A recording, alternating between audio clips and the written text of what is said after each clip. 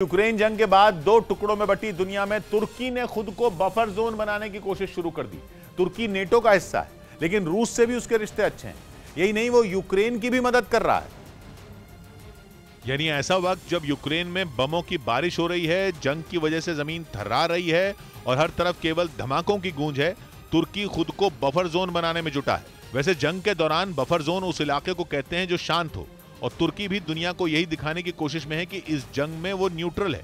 या यूं कहें कि यूक्रेन जंग के बीच तुर्की वो बफर जोन बनने की कोशिश कर रहा है जहां आने पर सबकी मुश्किलों का हल निकल जाए। क्योंकि ये तो साफ साफ दिख रहा है कि यूक्रेन जंग की आड़ में रूस और अमेरिका लड़ रहे हैं, जिसकी वजह से दुनिया दो हिस्सों में टूट चुकी है।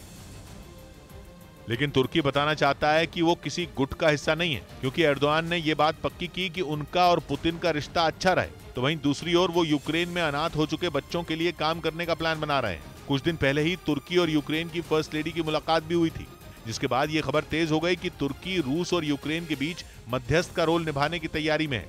क्योंकि कुछ दिन पहले ही उसने दोनों देशों के बीच मिरर समझौता करवाया था, जिसके बाद यूक्रेन में पड़े हुए लाखों टन अनाज के निर्यात का रास्ता साफ हुआ था।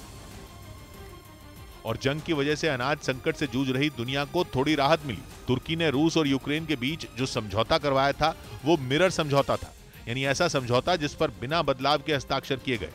इस समझौते के बाद रूस ने कहा कि वो समुद्र के रास्ते अनाज ले जाने वाले जहाजों पर हमले नहीं करेगा और उन बंदरगाहों पर भी हमले नहीं करेगा जहां से अनाज की सप्लाई हो रही है। यानी तुर्की ने आक्रामक पुतिन को भी मना लिया और यूक्रेन को भी साथ लाए, जिसके बाद ये कहा जाने लगा कि तुर्की जंग खत्म करवाने का जरिया बन सकता है। और ऐसा लगता है कि तुर्की खुद ये बात मानने लगा है और जंग के बीच बफर जोन बनने की कोशिश कर रहा है।